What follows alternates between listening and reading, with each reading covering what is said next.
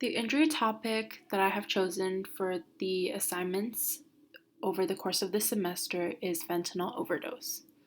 I have curated an infographic that breaks down into background, literature review, and intervention. To start with the background of fentanyl, it is a synthetic opioid that acts as a painkiller, and for the very first time here in the United States, we have surpassed over 100,000 overdoses within a 12-month period from April 2020 to April 2021. Now, fentanyl is becoming one of the leading causes of death among adults ages 18 through 45. And in 2021, the increase of half of what it was a year ago when overdose deaths rose 30% from 2019 to 2020. There are also specific populations that are more vulnerable. In this case, opioid overdose deaths in Black populations are twice as high. Moving on to the literature review, there were 3 articles that primarily sparked my attention and included really good information needed for research. The first one is titled, "There's no heroin around anymore, it's all fentanyl." This focuses primarily on drug overdose, mortality, and shedding light on how it is now driven by fentanyl. The objective of this intervention was to adapt a behavioral intervention to prevent opioid overdose and repeat overdose. Using these different levels of approach resulted in focus groups finding that substantial changes in counseling intervention to overall address the fentanyl overdose risks. As for the second article, it mentioned a clinical trial of fentanyl overdose, education, and the use of fentanyl test strips. These were implemented to reduce the risks and rates of opioid overdose.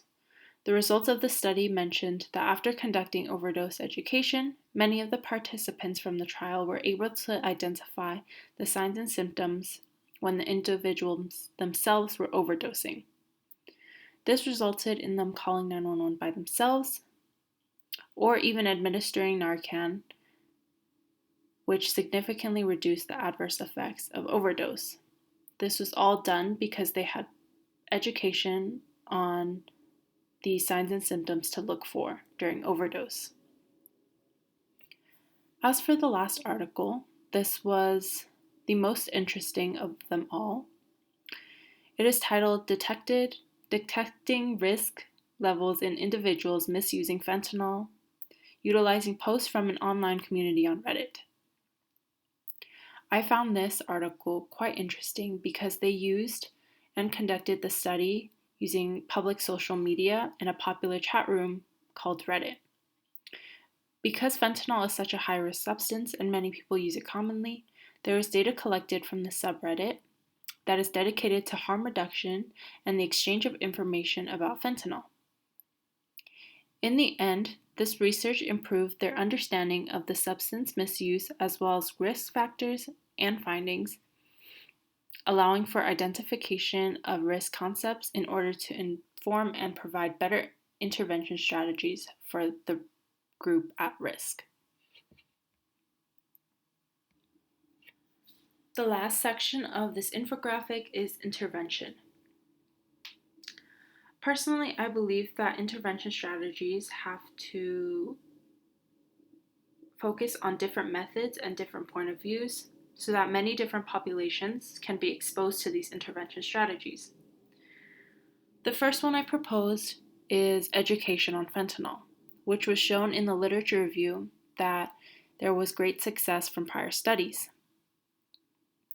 The next is implementing test strips for individuals who are unsure if their substance has been laced with fentanyl or not. In this case, the fentanyl test strips will tell them a definitive answer whether or not it is safe.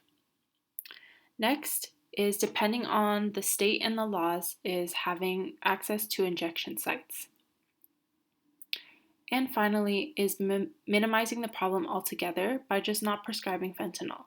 Instead, doctors could choose an alternative that substitutes fentanyl that isn't as dangerous or addicting. The bottom left corner shows my references. Thank you.